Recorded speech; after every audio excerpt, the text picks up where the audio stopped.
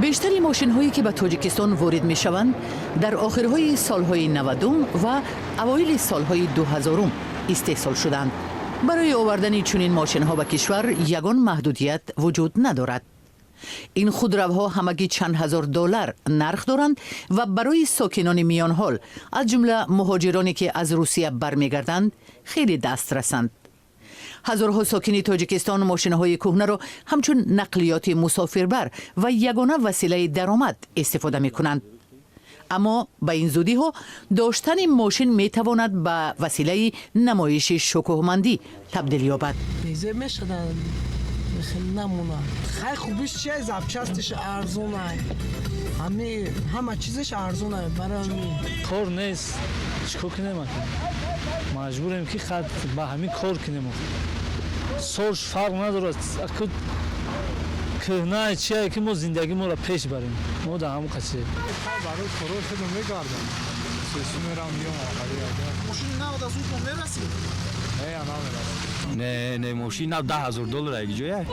ماشین هم در یک جا زوم میرسه.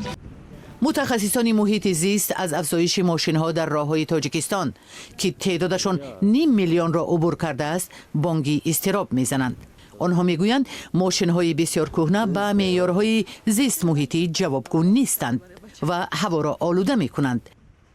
نقلیاتی که این سالهای برایشان بسیار کهنه است، اینو پرتوهایشان از نسبت به اتومبیل هایی که نو استحصال شدند پرتوهایشان دوچند زیادتر است.